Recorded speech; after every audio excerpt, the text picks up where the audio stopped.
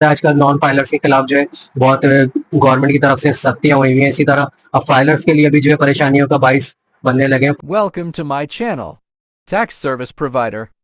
अस्सलाम वालेकुम everyone, welcome to my channel as tax service provider. Viewers, आज का हमारा टॉपिक है कि गवर्नमेंट ने 2020-24 के बजट में जो टैक्स पेयर की कैटेगरीज को जो डिवाइड करा है, आखिर वो क्या कैटेगरीज है और इनके बेनिफिट क्या है और अनबेनिफिट क्या है। तो टॉपिक की तरफ चलने से पहले मैं आपसे रिक्वेस्ट करता हूँ कि आप हमारे चैनल पे जो नए हैं वो हमारे चैनल को सब्सक्राइब कीजिए, लाइक कीजिए, शेयर कीजिए, ताकि हमारी हर आने वाली वीडियो बआसानी आप तक पहुंच सके। तो व्यूअर्स, चलते हैं आज के टॉपिक की तरफ। आज के टॉपिक है हमारा कि 3 types of tax payer. Tax payer के अंदर जो फाइलर्स भी होते हैं, नॉन फाइलर्स भी होते हैं। अब जैसा कि व्यूअर्स आप लोग जानते हैं कि टैक्स पेयर में फाइलर और नॉन फाइलर होता है। वो किस तरह होते हैं कि पहले ये होता था कि एक कैटेगरी होती थी फाइलर्स की और दूसरी होती थी नॉन फाइलर्स की। अब फाइलर्स क्या होते थे? फाइलर्स वो होते थे जो अपनी रिटर्न्स वगैरह टाइम पे सबमिट करते थे। उसके अलावा नॉन फाइलर्स वो होते थे जो कि एनटीएन लेने के बावजूद भी अपनी रिटर्न फाइल नहीं करते थे, वो नॉन फाइलर कहलाते थे। लेकिन अब 2024 के बजट में कुछ ऐसे इकदाम किए गए हैं जिसके साथ नॉन फाइलर के साथ साथ फाइलर्स के लिए भी मुश्किलात का सामना हो सकता है। वो इस सूरत में, जैसे मैंने आपको बताया कि आज का हमारा टॉपिक है कैटेगरीज ऑफ टैक्स पेयर, यानी फाइलर्स जो टैक्स पेयर है, जो फाइलर है या नॉन फाइलर है, उनकी 3 टाइप की कैटेगरीज बना दी है।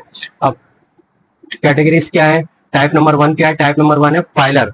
ठीक है। अब इसके फाइलर का क्या होता है कि फाइलर वो शख्स होता है कि एज पर लो गवर्नमेंट के एफबीआर की नजर में जो है फाइलर वो शख्स है कि जो अपनी रिटर्न वक्त पे जमा करा रहा है। जैसे मिसाली तौर पर मैंने एक एनटीएन नंबर जनरेट करा है और मैं वक्त पे जो गवर्नमेंट मुझे टाइम देती है, 1 जुलाई को फॉर्म आता है रिटर्न फाइल करने का, 30 सितंबर उसकी लास्ट डेट होती है और मैं उसको वक्त पे सबमिट करा रहा हूँ 30 सितंबर से पहले पहले, तो मैं फाइलर तस्वुर किया जाऊंगा। तो ये होगी एक फर्स्ट कैटेगरी। तो इसमें हमें जो है ज्यादा नुकसान नहीं होता। इसमें फायदे ये होते हैं कि हमें जो है टैक्स एग्जाम्पशन की जो है काफी छूट मिल वो फायदे मिलते हैं। इसके अलावा लो टैक्स रेट के फायदे मिलते हैं। इसके अलावा हमें काफी बेनिफिट्स मिलते हैं। अनबेनिफिट इसके बहुत कम है। अब दूसरी कैटेगरी में चलते हैं जो कहलाती है नॉन फाइलर्स। अब नॉन फाइलर्स कौन लोग होते हैं? नॉन फाइलर्स वो लोग होते हैं व्यूअर्स जो कि एनटीएन नंबर अलॉट करवा लेते हैं, चाहे वो किसी वजह से उन्होंने एनटीएन नंबर अपना जो है रजिस्टर्ड करवाया, मगर उसके बाद उन्होंने वन टाइम रिटर्न फाइल करने के बाद जो है वो फाइलर हुआ, अपना काम उन्होंने जिस पर्पस के लिए भी अपना एनटीएन जो है जनरेट करवाया था वो काम होने के बाद उसके बाद उन्होंने रिटर्न कभी सबमिट नहीं करवाई, तो ऐसे शख्स को नॉन फाइलर कहते हैं। अब ऐसे नॉन फाइलर्स के लिए जो है गवर्नमेंट की तरफ से कोई एग्जाम्पशन नहीं है, कोई छूट नहीं है, ना कोई उनको कोई बेनिफिट्स है, ना ही उनपे कोई क्या बोलते हैं कोई सहूलत की उनके लिए गुंजाइश है, बल्कि उनके लिए नुकसान ही नुकसान है। वो इसलिए मैं अभी इसी वीडियो में आपसे तीनों कैटेगरीज शेयर करने के बाद बताऊंगा कि क्या फायदा क्या नुकसान है, मुख्तसर सा।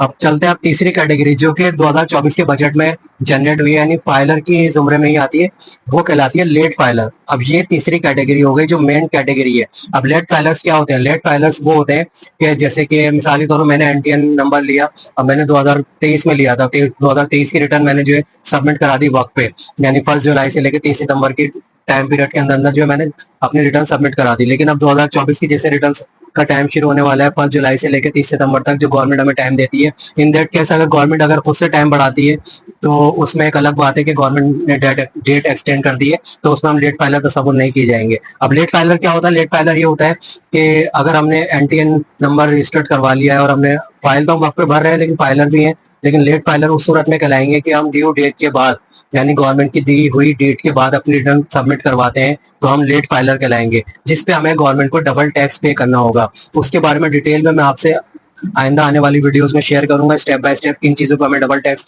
पे करना होगा। और इसी तरह नॉन फाइलर को ट्रिपल टैक्स पे करना होगा, उसके बारे में भी आपसे मैं आगे वाली नेक्स्ट वीडियोस में स्टेप बाय स्टेप शेयर करूंगा कि आखिर क्या वजह है कि गवर्नमेंट ने ये जो है कैटेगरीज क्यों चेंज की हैं, कि फाइलर्स की 2 कैटेगरीज कर दी और नॉन फाइलर्स की तो ऑलरेडी 3 कैटेगरीज। और नॉन फाइलर्स भी एक तरह से दो किस्म के होते हैं। एक वो फाइलर्स नॉन फाइलर्स होते हैं जो कि एनटीएन नंबर लेकर जो है अपनी रिटर्न सबमिट नहीं करवाते, और दूसरे नॉन फाइलर्स वो होते हैं जो कि एनटीएन नंबर लेने के बाद रिटर्न सबमिट करवाते हैं मगर अपना जो है ड्यू डेट की बात करवाते हैं, फिर भी वो नॉन फाइलर तस्वुर किए जाते हैं। तो उम्मीद करता हूँ आज का मेरा ये टॉपिक छोटा सा मुख्तसर टॉपिक आपके समझ में आया होगा, और अगर इसके बारे में आप मुझसे कोई क्वेश्चन करना चाहते हैं तो कमेंट बॉक्स में लाजमी मुझसे पूछिए, और स्क्रीन पे दिए गए व्हाट्सअप नंबर में मुझसे रब्ता कर सकते हैं। और हमारी पेड सर्विस यूज करने के लिए, फाइलर होने के लिए, जैसे कि आपको पता है आजकल नॉन फाइलर्स के खिलाफ जो है बहुत गवर्नमेंट की तरफ से सख्तियां हुई हैं। इसी तरह अब फाइलर्स के लिए भी जो है परेशानियों का बाइस बनने लगे हैं। फाइलर्स जो कि एक रेगुलर फाइलर्स हैं और उनके लिए तो इतनी सख्तियां नहीं है, लेकिन जो फाइलर्स हैं मगर अपनी रिटर्न जो है वक्त पे सबमिट नहीं करवाते, उनके लिए भी अब आगे चल के